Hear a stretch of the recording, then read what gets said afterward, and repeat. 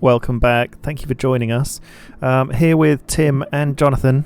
And we'll have to catch up and see what happened after Jonathan's razzle dazzle night out. There was quite a lot going on. Both Jonathan and Tim have been attacked, and I've mobilised a main battle tank. So let's have a look at what's going on. We'll probably just go straight over to Jonathan, actually, if you're ready to talk about what's happened, because basically Austria's big stack attacked you. I actually attacked them, and unfortunately, because I was out on the razzle dazzle, as you said, babysitting, I didn't see that there was 10 troops sitting on the city of Linz. And then, I went and attacked them, and unfortunately, something went wrong with the game. It didn't let me retreat my units away, and I lost quite a lot of units, so that was a bit of a disaster. But I flew in 10 more, and I've gone and taken the city. So it looks like Austria doesn't have many more troops now. Yeah, you finally took out their big stack. The big stack you hit Vienna with and took them over with, it had your elite unit in, and they caught you a bit off guard in Linz and attacked you, and you couldn't retreat like you said, and so you've lost your elite unit, and also you lost everyone else, and they got away with not a lot of damage, but then, like you say, you jumped in a load of units and you've taken him out. But I mean, looking back at, so you're massing troops over in Warsaw just for another big stack, are you? Yeah. I'm considering moving into Ukraine. They don't really seem to be doing that much. Either that or just preparing for a bit of extra support down in Austria. Now I'm thinking Austria is not much of a threat. We should maybe be thinking about going against Italy or Serbia, which seems to be emerging as one of the biggest competitions, not just in the continent, but in the whole game. Cool. Okay, interesting. So Serbia down there. Yeah, I quite fancy taking on Italy. So basically, if I just give you my update and then we'll go to Tim, because my update is quite brief. I've sent someone else to Brussels because I did end up my low health troop did die, and had support from Tim very kindly. I've actually built a strike fighter, so I've got it here. And there it is, 4 against troops, 4 against tanks. So it's really strong compared to the previous plane I had, which is like 2 against troops, 1.5 against tanks, but really strong against other flying vehicles. So yeah, hopefully that's just going to keep recuperating its health, because it nearly died, and then it can join forces with my new strike fighter and just help defend it in the air, and then the strike fighter can really hit some targets on the ground. I'm building an airbase in Nevers, because I want that to be my second airbase, where I can have two like airborne units, one in Paris, one in Nevers, and then Marseille I'm building up into a just building up the second arms industry there, but between Marseille and Strasbourg I want to be able to build the main battle tanks. And then I've nearly got the research complete, another 3.5 hours or so for basic mechanised infantry, so I'll be able to combine forces with my new battle tank and the better more elite infantry units to create a next level stack that I can take against other countries and use as defence as well. And then I'll have a fast strike force from Paris and Nevers. I think so. I've put my main battle tank, I've moved it from Strasbourg into Bregenz during the day, and I've got 147 hit points as a total, 29 offence, 35 defence, and it's a pretty powerful stack really. So I'll be moving that down. I think I quite fancy going for Innsbruck first and then down into Italy, unless you want Innsbruck, Jonathan. I think I'm going to take Bratislava first, just because I'm worrying. Like if somebody else goes and takes Budapest and Bratislava, they're quite close to my home cities. But I'll definitely double back and take Innsbruck. I've just realised the troops I've got sent to my capital, they are actually flying over to Vienna, so I'll have a little bit more support there. so really, whoever gets there first, I think you'll be able to take it very easily with your tank. But as soon as you want to start moving into Italy, I can give you some help with that. Okay, so did you want me to hold off Innsbruck, or did you want it for yourself, or are you sitting on the fence? Just go for it. Just go for it. Go for it. Okay, so I'll do an order now as we're on the game then, and I'll just go for Innsbruck, and then I'll go down into Italy, and that's quite a nice amount of territory to be taking. It'll give me a bit more time to mass more reinforcements to go for Italy, and then when I'm happy that I've got a handle on Italy, I'll go for Spain. But let's go to Tim for an update, because he went into Norway, but something happened, didn't it, Tim? Yeah, ended up being a bit of a disaster. Like, I cleared out Oslo, started moving troops in, and then completely unexpectedly, because they're not in a coalition together or anything, Sweden decided to defend Norway and defend the city for him. So he sent troops in from, I think, Gothenburg and Örebro. He was hammering me with his 3 fighters. So yeah, I just lost everything basically. Cool. I don't know why Sweden did that. I don't know why he chose to attack me and defend Norway. It's very strange. But yeah, that ended up being a bit of a disaster. Lost a couple of corvettes, so I've kind of just got a turtle and rebuild a few days, to be honest. Okay, so you're going back and rebuilding, and then what's your plan from there on? To be honest, like, I'm looking at Norway now, and he's building a couple of naval bases, and he's got the arms industries as well. So I think he's going to be churning out boats pretty soon. So I need to just sort out my sea defences, to be honest. Yeah. I don't think I can really consider taking any land for a few days, because he's just going to be coming for me, I think. And if they see that, so I guess Sweden and Norway are in a coalition of sorts. I wonder if they're like the same player, or they are friends, but and not just making their coalition official. Jonathan, what are your thoughts if they see that we're in a coalition? What are your thoughts on Copenhagen and Malmo? Are you going to leave them alone, or? See, I'm always kind of cautious to go to war with too many countries, because it affects your morale. So if you take on everyone, then like, you just won't be able to build any units. If he's got boats, it's very risky crossing the channel. So I will hold off for a bit. But next time you want to invade, I could invade Malmo at the same time. Or maybe invading Copenhagen would give like a bit of a foothold into Sweden. Yeah, because Copenhagen's Denmark, isn't it? And it's pretty easy to take. It's currently occupied by Sweden. And what I've done there before is get a load of troops in there and artillery, and then you can shoot across to Malmo and stay entirely defended. And I think if once you do launch your next attack, it will be better to go for Sweden, because they seem to know what they're doing a little bit more than Norway. Yeah. Okay. And we've got. I've just seen we've all got strike fighters now. Have you got 2? Yeah. And I'm building an elite fixed wing officer. Wow. So that will give me some extra bonus stats. So it gives you 7 attack against tanks and infantry, 4 attack against boats, and 10 attack against helicopters and planes. So it does like a little bit of everything, and it's like a really good one to have. And this is only at level 1. Cool. Yeah, you like your elite officers, don't you? They're the stars of the show. R.I.P. to Big Ian. He didn't live long, but he did capture a few cities, so yeah, he'll never be forgotten. I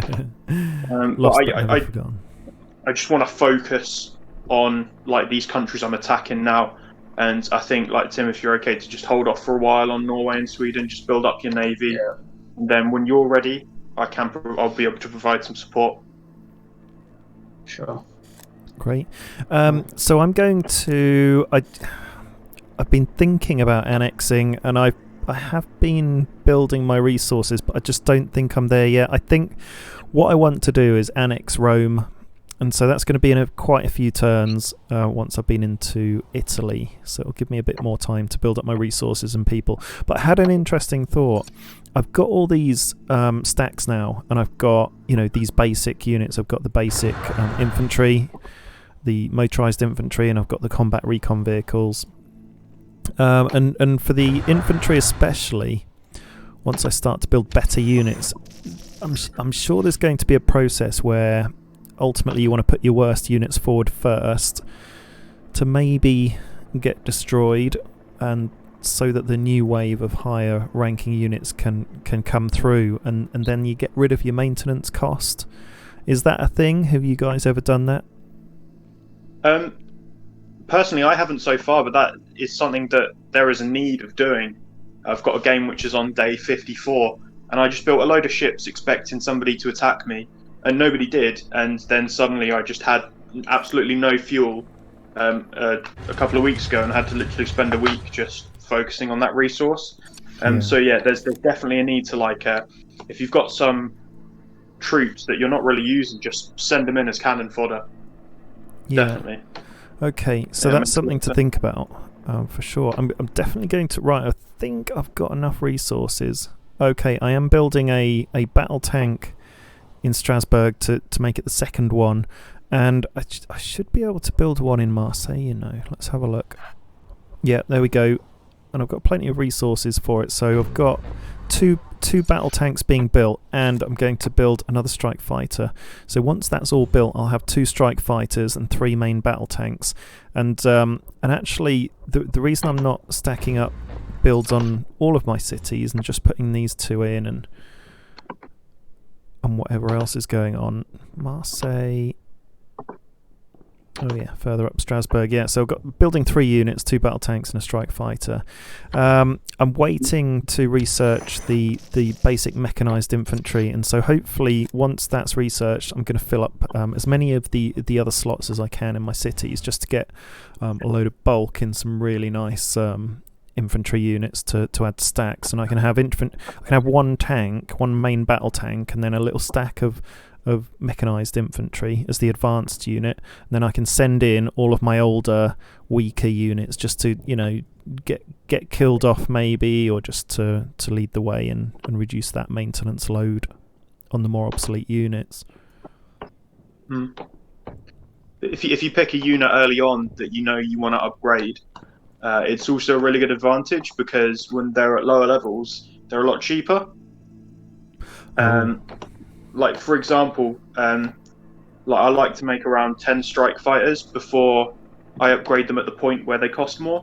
Cool. And then, as soon as that upgrade ticks over, suddenly you've got a much more powerful army, and you've got a bit more resources to spend on something else.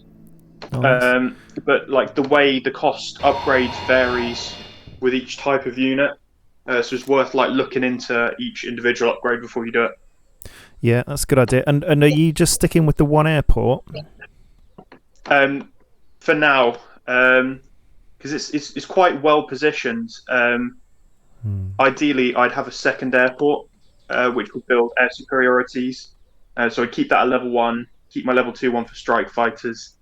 But I think for now I'm okay with just the 1 airport. Yeah. Yeah. Okay. And what sort of stuff are you guys researching now? I'm currently researching the naval officer, so I'm going to save up to build that tomorrow, I think. Naval officer, let's have a look at the stats. So that makes sense because you're going all navy. Core radar range is 100. But sight range 35. Okay, so what does the radar range give you? Are you just going to be able to detect where there's a unit but not see what they are? Yeah, pretty much. Aircraft appears as a green dot, and naval contacts appear as a blue dot on the radar. Oh, useful to know. Okay. Wow. So attack rating against boats is 12. Buildings 1, people 3, sub 6. Yeah, it certainly gives you a boost against the boats, doesn't it? Yeah, it's a good all-round unit. It can do a bit of everything the other ones do. It can uncover subs, which are usually stealth. Yeah. And what are you researching at the moment, Jonathan? I'm actually at a bit of a deficit of rare materials, I've realised. I'm only on 54 an hour. So I'm only researching the infantry upgrade at the minute. And I just need to focus more on my rare material production. If you don't mind, I'm actually going to take Innsbruck because I've just realised that that's a rare material city. Okay, sure. I'll divert my tank down. Yeah, sure. I was. I did think, why aren't you desperate for that? But that's fine. All right, I'm going for Venice. I'm attacking Italy. Okay. So, and you go for Innsbruck. Yeah. Well, my rare materials 56 an hour as well. You're on 54, so you're not off the tempo. What are you on, Tim, for your rare materials production? 63 an hour at the moment. Oh, very nice. Oh, that's pretty good. So it's quite tough in the early game to have two things being researched at the same time. Yeah, and you've got to pick which one quite tactfully as well, because there might be a time where you don't have enough to even do one at a time. That's why I'm quite keen to get down to Rome and then annex it, because it's got a potential of 1,400 rare materials a day. But when you just first take over a city, and I'll show you this in Frankfurt, and we have a look at Frankfurt, I'm on 167 rare materials a day. But if you click on the eye icon, the information icon just above the rare materials on the right, you can see that production's just at 25%. So I think when you annex a city, does that put production up to 100%, like I've got in Strasbourg? No, it only goes up to 50%. Oh, okay. So you just double your production? Yeah. Yeah. Okay, well that'll still be a big boost, but I guess where it'll have its greatest effect for me would be Rome, and Rome would give me a nice hold into the Mediterranean. Yeah, and especially what you should do there is build an airport. So if you have a look at the range of like your air superiority fighter, and then imagine that on Rome, you've got about 30 cities, which your planes could hit from there. Cool, so if we needed to mount an offensive or a defensive against Serbia, once we've taken Rome, it gives us such a big advantage. Oh yeah. Yeah, that sounds good. Okay, so we can set up for an ultimate attack against Serbia, who Jonathan's saying looks like it's the strongest player on the board, not just in Europe. They're actually joint first at the minute. If you go on the diplomacy and filter by cities, so they've got 15 cities. That's usually what I judge it on. You can also filter by the victory points. Russia's the top on there, and victory points, they consist of like how healthy your cities and your provinces are. I don't think it's got anything to do with like the battles you win. But yeah, so he's number 2 up there. Closely behind in third, we've got Tim with 12 cities in fourth, and it's a close race because you've got 11 cities now. So and I'll bounce through Italy pretty fast. Hopefully they've not got a big stack. It's interesting because sometimes, like very early on, you can get a clear idea of who's going to pull ahead, but it's impossible to say right now. Yeah, I think our big test will be Serbia. We'll have to build up to Serbia with all that in mind. I can see why you want to go for Budapest and Bratislava, because that will knock you up to Serbia's border. Yeah, I think I'm going to try doing both at the same time, because I've got enough troops down there, and I'll have all of this little south area to just create some distance between everyone else and my home cities. And what are your main land troops you're focusing on at the moment? On building? Just like pumping out infantry, and I would like to research tanks soon. But it's going to take a while with resources, so yeah, I'm just going to try and throw as much infantry as I can at each one of these cities.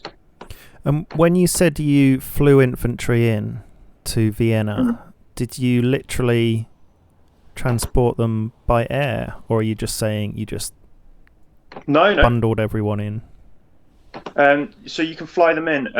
Not every troop can do it. So unless you've got like a fully upgraded tank, they can't do it. But the way to see is if you press on the unit, it has a little picture of a plane, and it says, it can be boarded from an airport to another airport, and it gives you a ferry range.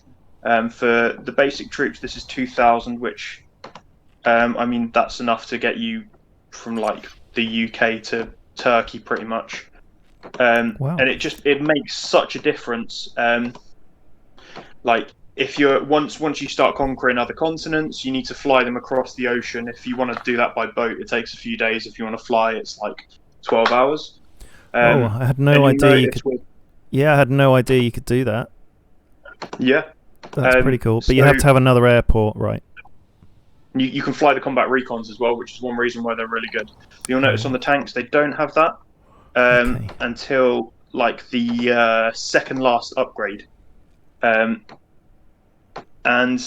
also like at the mid tiers for the rocket launchers and the SAM launchers, you can fly them into.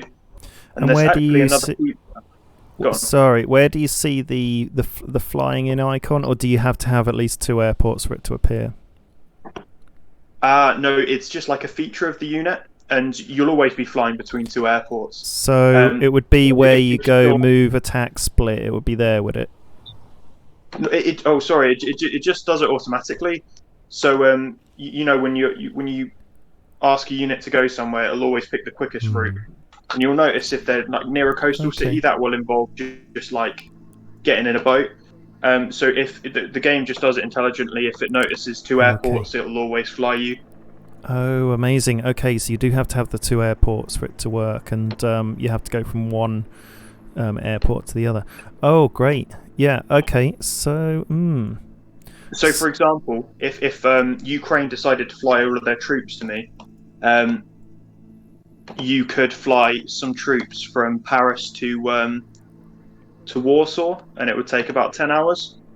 Yeah. And then we could fight them off, or vice versa, if somebody decided to come up the French Channel to Paris. So you're saying I could fly troops to you? To Warsaw? Yeah. Because we're coalition. Oh, great. So that's a good way of providing quick backup, isn't it? Yeah.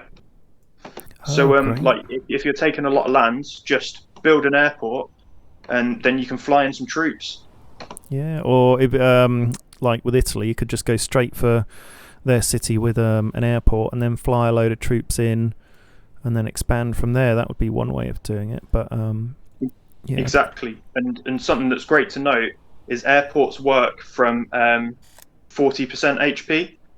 So when you start building them, that's maybe like 6 or 8 hours after you start. Whereas something else like an army base, if it's even slightly damaged, then you won't be able to build any units there. So, like, it's kind of different functionalities. Oh, great.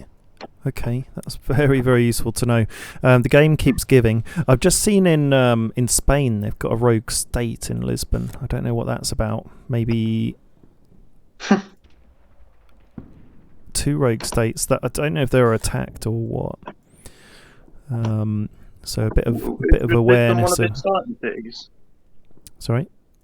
Was Lisbon one of his starting cities, or was that a computer? Oh no, it was a starting city. Yeah, it was part of Spain, but he's lost it. So I don't know if he's been attacked from. I think probably North Africa, and I don't know what's happened there, but it does show that he's in a bit of a weakened state. Not a lot going on.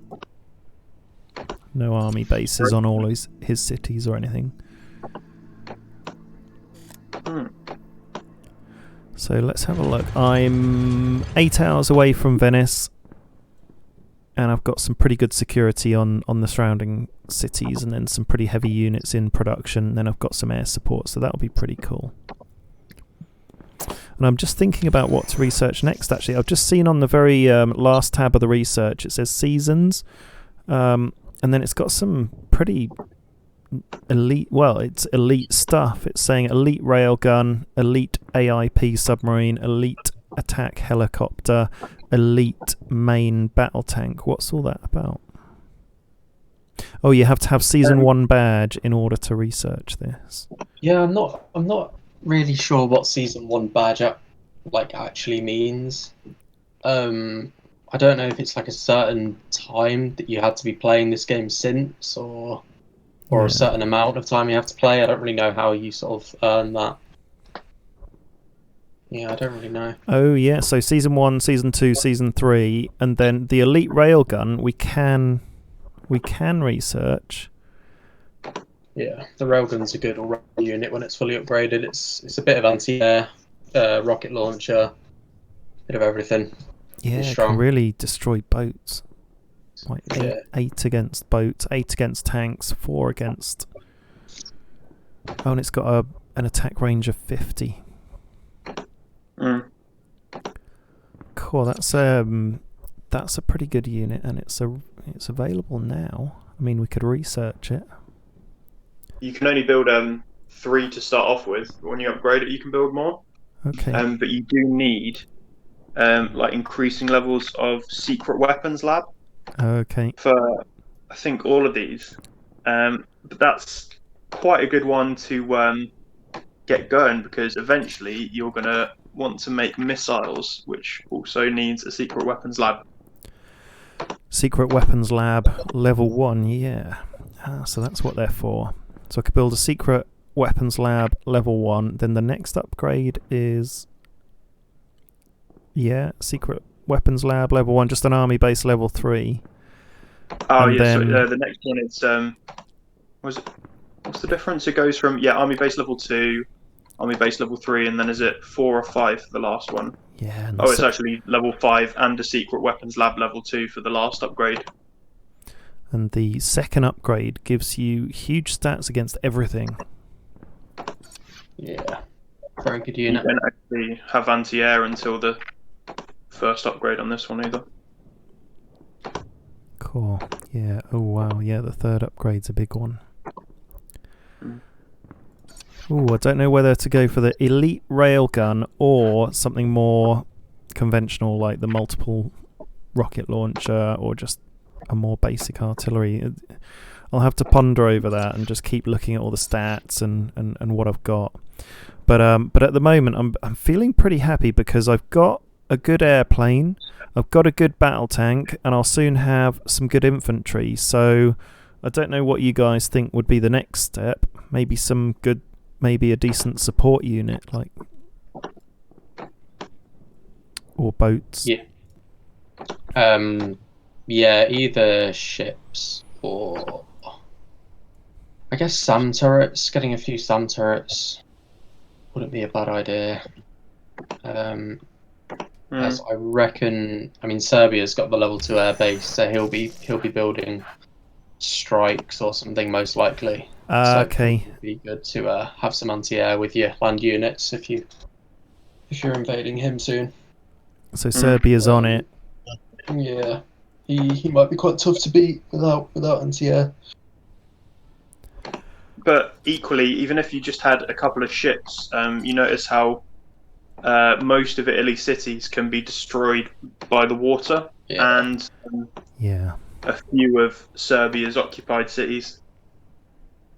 Yeah, so you can literally just boats by the coast while your infantry are up there, and they'll give them anti-air protection. Yeah, and once I take over Italy and Spain, I'm going to have a lot of coastal cities that will be open to attack, so it'll probably make sense to have some sort of navy. Let's have a look. What the options? What would you go for first, a corvette or a destroyer?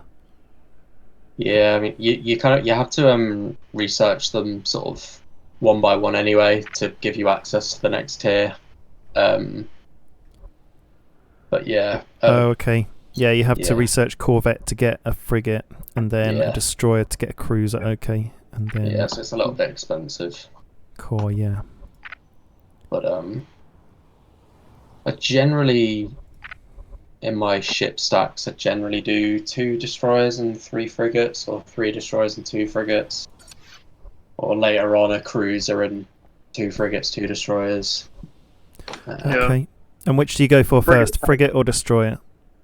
Sort of getting. It depends sort of how soon you can afford to have the naval base 3, really. Yeah, I so generally probably have, frigate first. yeah, I'd probably eventually be just building them both side by side, but initially just a few frigates and then move up to destroyers. Yeah, and I was having a look at the stats, and for the Corvette, you do get 1 defense against airplanes, 1.5 against helicopters. So you do get some aerial defense, not a lot, Yeah. but some. And then when you upgrade up to frigate, oh my god, frigate gets huge aerial defense, 6 They're against basically airplanes. a SAM turret on the water. They're really strong. Yeah, so if an aeroplane flies over them, then Then they can detect them in the airspace and attack. yeah, and the destroyers have a solid air defense too. Yeah. And then you get the radar range advantage of the ships as well, so you can see more. Yeah. Okay, that might be okay, that might be something to look at, because I quite fancy having Have I got a harbour? I've got a harbour in Marseille, and I can upgrade that harbour, I guess. Or I can focus on something in Rome. Makes sense to have a harbour in Marseille. I'm building a arms industry upgrade in Marseille at the moment, so I can do the tanks. Are you guys...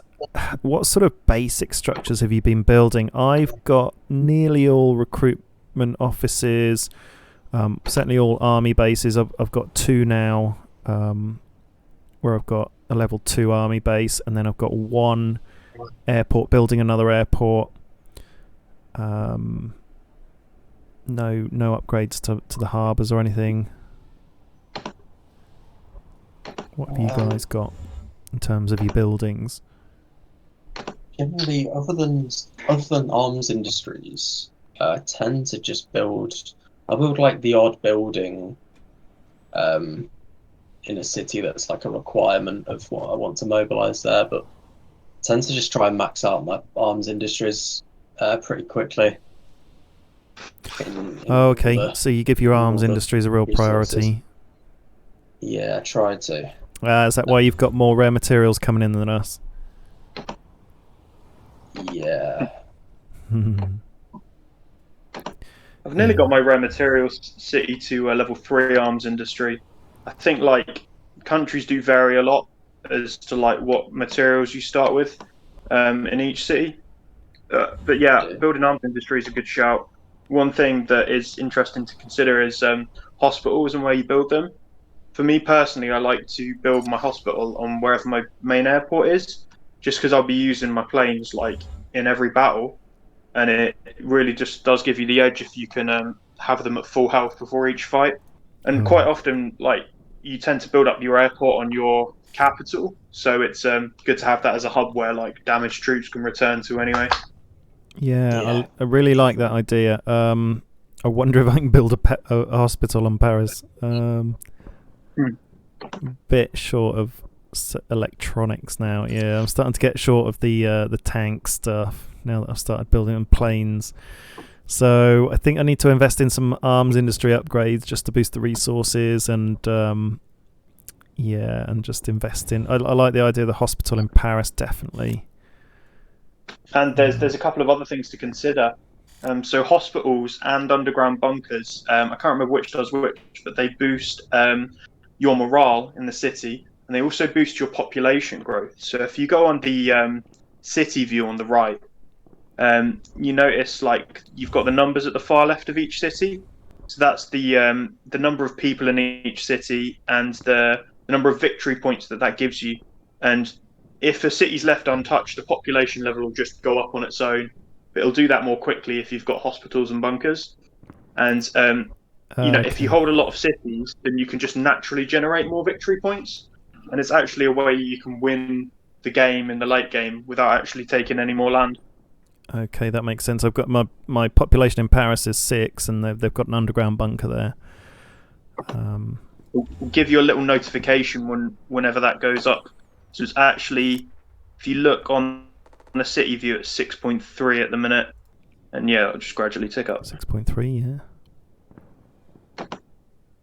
Okay, very nice. I think we've covered quite a lot. We know our plans. Tim's sitting pretty. I'm going for Italy, and Jonathan, you're going for Bratislava and Budapest and Innsbruck to try and boost your special resources. Any last words? No, not really. I've just sort of recoup some troops that I lost in Oslo. That's about it. Yeah, you're rebuilding. And Jonathan, anything more from you? I would just say, if you're going to send a stack of troops to attack a city just before you go, it's quite risky because you don't know what's there, and they could all disappear by the time you get back. You just got to be careful, really, haven't you? Yeah. I'm taking my life into my hands, just going for Venice, I guess. And that's what happened with you going into Linz. But that's what we're doing. Dropping in once a day, and whenever else we can. Actually, you can get it on your mobile, but it absolutely drains the battery by times 10. If you can find moments during the day just to check in and have a look, it helps, I think. Oh, there was one last thing. I mentioned that little bug which I had. I wrote to the developers. There's a little bug report actually in the game, and they sent me an email back with a reply saying, thanks for letting us know. We're getting our QA team to look at this. I thought that's really nice. Oh, great, because when you went into Linz and then realised that Austria's big stack was going to attack you, you tried retreating and it wouldn't let you retreat, and so you've reported that bug, and they have come back to you and responded pretty quickly, so that's pretty impressive. Okay, great. Well, I think that's a sign-off from me, and it's a goodbye from you guys, so we'll see you tomorrow. See you later. See you later. Over and out.